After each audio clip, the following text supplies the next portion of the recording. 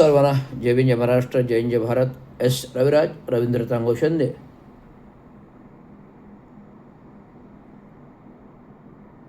बौद्ध धम्मचक्र प्रवर्तन समिती अधिकृत कोषाध्यक्ष 1985 पासून स्थित कार्यरत. बौद्ध धम्मचक्र प्रवर्तन ट्रस्ट ही 1981 मध्ये दिवंगत कामगार नेते चांगो शिंदे यांनी आपल्या समाजाच्या प्लॅटफॉर्मसाठी उभारली आणि 82 मध्ये भलं मोठं बौद्ध विहार खाटण रोड महात्मा फुले नगर येथे बांधलं. आणि ही वास्तू अधिकृतरित्या शासन दरबारी करून घेतली आणि त्या अधिकृत बौद्ध धम्मचक्र प्रवर्तन ट्रस्टने दिवंगत कामगार नेते चांगो शिंदे हयातीत असताना 2006 मध्ये अधिकृत शासनातर्फे आपल्याला मान्यता मिळाली आणि ट्रस्टला 15 गुंठे जागाही मिळाली. ते पण शासनकृत अधिकृत नाममात्र भावाने दरात विकत घेतली. खाडीपैकी जमीन, कोस्टलमधली जमीन शासनाकडून मान्यता प्राप्त घेताना अनेक तारेवरच्या कसरती कराव्या लागल्या. दिल्लीतील केंद्रातून कोस्टल झोन MCZMची मान्यता घेतली. ज्यावेळेस बौद्ध धम्मचक्र प्रवर्तन बुद्धविहाराचं बांधकामाचा प्रस्ताव महानगरपालिकेमध्ये सादर केला 2006 मध्ये. 2006 मध्ये भूमिपूजन झालं. चंद्रकांतजी हंडोरे यांच्या हस्ते मंत्री होते. त्या काळी काँग्रेसच्या सरकारच्या कालावधीमध्ये मंत्री होते चंद्रकांतजी हंडोरे, ज्यांनी बौद्ध धम्मचक्र प्रवर्तन समितीला अधिकृत करण्यामध्ये बहुमूल्य असा हात दिला. मुख्यमंत्री सुशीलकुमार शिंदे होते काँग्रेसचे. आणि ज्यावेळेस त्यांनी आत्मधनाचा इशारा दिला त्यावेळेस मुख्यमंत्री सुशीलकुमार शिंदे यांनी गंभीरतेने घेतलं. त्यावेळेस मी बाबांबरोबर सुशीलकुमार शिंदे यांना भेटण्यासाठी वर्षा निवासस्थानी मी बऱ्याचदा गेलो आहे. कॉलेजला होतो, कॉलेजला असतानाही गेलो आहे आणि नंतरची प्रक्रिया करतानाही गेलो आहे. अनेक वेळा बाबांबरोबर मुंबईला मी स्वतःहून गेलेलो आहे, कारण मी कॉलेजला शिकायला होतो. आणि धुरंधर असा 20-25 वर्षे प्रवास करत करत ही मान्यताप्राप्त बौद्ध धम्मचक्र प्रवर्तन ट्रस्ट अधिकृत अबाधित आहे आणि कारभार चालू आहे. 6 डिसेंबर रोजी दिवंगत कामगार नेते चांगो शिंदे यांचं निधन झालं. महानिर्वाणदिनी निधन झालं. विशेष बाब आहे. आणि महानिर्वाणदिनी निधन असताना त्यांनी जे काही संघटनात्मक कार्य होते, जसं काय म्युन्सिपल मजदूर union, municipal labour union, Maharashtra municipal कर्मचारी युनियन 6 जुलै 2000 मध्ये नवीन प्रस्थापित केली स्वतःच्या अस्तित्वासाठी. कारण शरदराव यांनी गद्दारी केल्यामुळे त्याने स्वतःचं अस्तित्व टिकवण्यासाठी स्वतःची युनियन प्रस्थापित केली. आज बाबा गेल्यानंतर प्रगल्भ ते युनियनचं काम एकमेव रवींद्र शिंदे त्यांचे सुपुत्र जे सेवेत कार्यकारी अभियंता राहून प्रामाणिकपणे करत आलो आणि करतोय. बाबांचं नाव जे बाबा हयातीत नसताही उंच शिखरावर नेऊन ठेवायचं काम मी केलेलं आहे आणि करतोय. राज्यस्तरीवर महाराष्ट्र स्टेट लेवलला असो, मुख्यमंत्री असो, उपमुख्यमंत्री असो,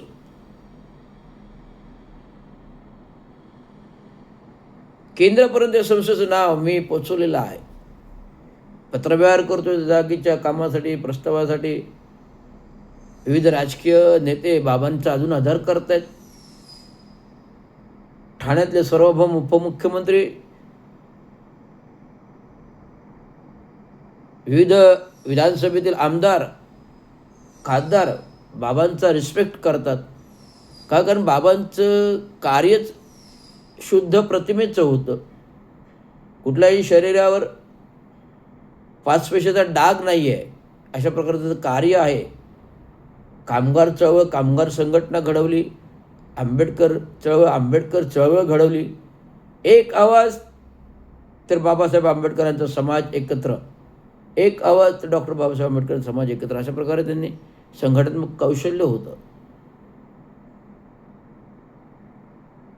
70च्या दशकात म्युन्सिपल क्रेडिट कोऑपरेटिव्ह सोसायटी देणारा माणूस 67 मध्ये दादोजी कोंडदेव जागेवर झोपडपट्टी अजून महात्मा फुले नगर खाटून जोशीपेठ कॉलेजसमोर देऊन मैदान घडवलं. तेच ते दादोजी कोंडदेव स्टेडियम. दादोजी कोंडदेव मैदान 67मध्ये घडलं.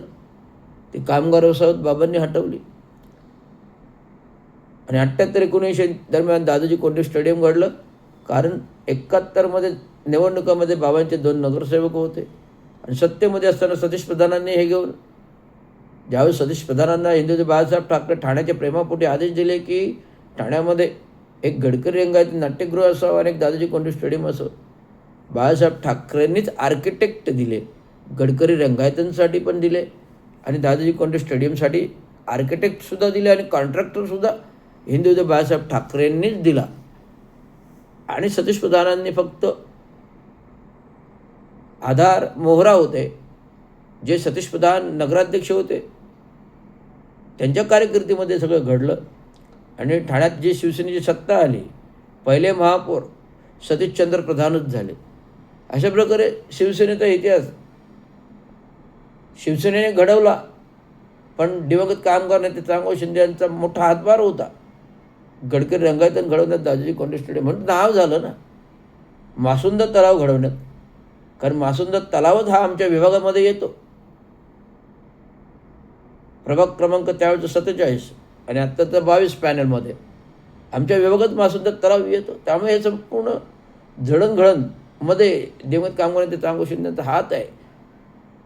नगर परिषद, नगरपालिका ते महानगरपालिका घडवण्यापर्यंत भरपूर मोठा हात आहे. परंतु कधी चांगो शिंदे यांनी स्वतःच्या स्वार्थासाठी आणि स्वतःच्या नावासाठी हापापले नाही. तर कुठल्याही गोष्टीला त्यांनी आपलं नाव मागणी केली की नाव दिले. आम्ही आत्ता क्रिक रोडला नाव देण्याचं करतो. 10 वर्ष प्रकरण रखडते, अजून नाव दिलं जात नाही, अजून ठराव होत नाही. मंजुरी झाली आहे पण ठराव होत नाही. हे असं धुरंधर आजच्या राजकारण्याचा इतिहास आहे की ते चांगलं कार्यकुशल केलेल्या माणसाचं एक नाव क्रिक रोडला देऊ शकत नाही का, कुठे फोटो दादोजी कोंडदेव स्टेडियमला लावू शकत नाही किंवा गडकरीला फोटो लावू शकत नाही. ही धुरंधर अवस्था आहे. हा झाला इतिहास. तर आत्ता वर्तमान स्थितीमध्ये बौद्ध धम्मचक्र प्रवर्तन समिती बाबा निर्वतल्यानंतर, वारल्यानंतर, निधन झाल्यानंतर 6 डिसेंबर 2012 आणि 25 डिसेंबर 2012 रोजी हे त्यांच्या संघटनात्मक कौशल्याच्या संघटनेवरती त्यांचे मोठे सुपुत्र यांना बौद्ध धम्मचक्र प्रवर्तन समितीवर अध्यक्ष नेमणूक केलं, जे रवींद्र शिंदेने केलं. कारण रवींद्र शिंदे ऑलरेडी ट्रस्टीमध्ये 40 वर्ष काम करताना त्यावेळेस 25 वर्ष झाली होती मला. त्यामुळे मी रेकमेंडेशन देऊन माझ्या मोठ्या बंधूंना, चला बौद्ध धम्मचक्र प्रवर्तन समितीवर अध्यक्ष ते एक संघटना सांभाळते आणि मी कबूल केलं की मी कामगार संघटना युनियन सांभाळतो.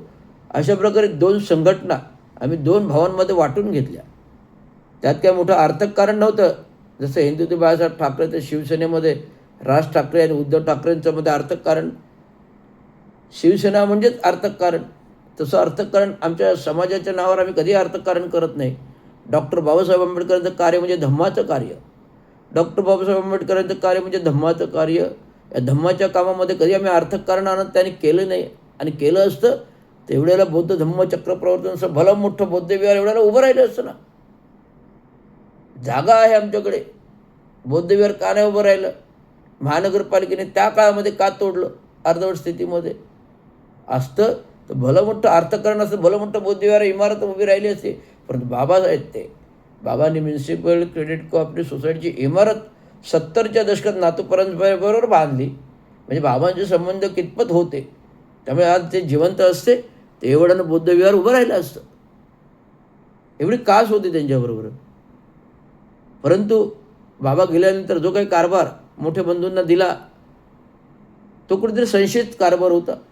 त्यामुळे ना त्याचं ऑडिट होत होतं, ना अकाउंटिंग होत होतं, ना मीटिंग होत होत्या, ना कुठल्या गोष्टी होत होत्या. संपूर्ण एकादरशाहीचं मालकी असलेली जागा मालकीच्या असल्यासारख्या गोष्टी करत होता. आणि त्यामुळे कुठेतरी मोठे बंधू प्रभाकर चांगो शिंदे आणि कांतीलाल मणिलाल शाह जे जनरल सेक्रेटरी होते, ह्यांनी कुठेतरी संगमत करून गुजराती सदस्य नेमले 15, 10-15. कुठेतरी मला संशयाचे पाल चुकलं. मी कधी बारकाईने लक्ष दिलं नाही, कारण मी सेवेमध्ये कार्यकारी अभियंता असल्यामुळे मला इकडे द्यायला वेळ मिळत नव्हता. परंतु माझ्या हस्ते कागदपत्र माझ्याकडे नेहमी स्वाक्षरीसाठी घरी यायची, ऑफिसमध्ये यायचे, घरी यायचे स्वाक्षरीसाठी, वेगळ्या दप्तरांसाठी. पण ज्यावेळेस ही गोष्ट मला समजली लोकांकडून की असं झालेलं आहे, त्यामुळे तात्काळ निर्णय घेतला आणि 25 डिसेंबर 2012 रोजी अध्यक्ष नेमल्यापासून प्रभारी अध्यक्ष यांचा कारभार संशयास्पद असल्यामुळे उपायुक्त धर्मराय यांच्याकडे एक सदस्य, जो सदस्य नाही आहे, अघोषित सदस्य, याने दावा दाखल केला प्रभाकर शिंदेच्या विरुद्ध. ते धुरंधर 12 वर्ष उपायुक्त धर्माकडे निर्णयच झाला नाही, केसच झाला नाही. काल आता 29 मे 2025 निर्णय आला आणि आता मार्चमध्ये पण निर्णय आला आणि संपूर्ण जो चेंज रिपोर्ट होता 2012 प्रभाकर शिंदेच्या कार्यकालातील अध्यक्षपदा तो रिजेक्टेड केला. प्रभाकर शिंदेंना अध्यक्षपदावरूनच रिजेक्टेड केले. प्रभाकर शिंदेंना अध्यक्षपदावरूनच रिजेक्टेड केले उपायुक्त धर्मादायुक्त आणि संपूर्ण कारभार 1985 कमिटीवर सोपवला. आणि 1985 कमिटी जर तो गृहीत धरली तर दिवंगत कामगार नेते चांगो शिंदे त्यावेळेस होते. पण आता निधन झाल्यामुळे रिक्त पद झालं. उपाध्यक्ष छगन सोनवणे होते, आहेत. कोषाध्यक्ष रवींद्र शिंदे आहेत. जनरल सेक्रेटरी त्यावेळेचे कांती बुवा आहे, पण त्यांनी राजीनामा दिलेला आहे. मुख्य चिटणीस बाळाराम महाडिक आहेत, जे महानगरपालिकेत शिपाई म्हणून काम करत आहेत आणि इतर सदस्य आहेत.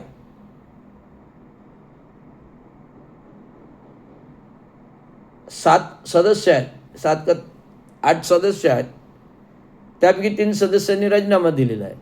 त्यामुळे उपायुक्त धर्मादायुक्त यांनी नुकतं दिलेल्या निर्णयानुसार त्यांच्या अधिकृत परवानगीने मी काल जनरल सभा लावली, प्राथमिक बैठक लावली आणि प्राथमिक बैठकीमध्ये विचारांती असं ठरलं, नवीन अध्यक्ष नेमणं, नवीन जनरल सेक्रेटरी नेमणं आणि नवीन 3 सदस्याची रिक्त जागा भरणं, हे संपूर्ण अधिकृत लोकशाही प्रणालीनुसार प्रक्रिया राबवून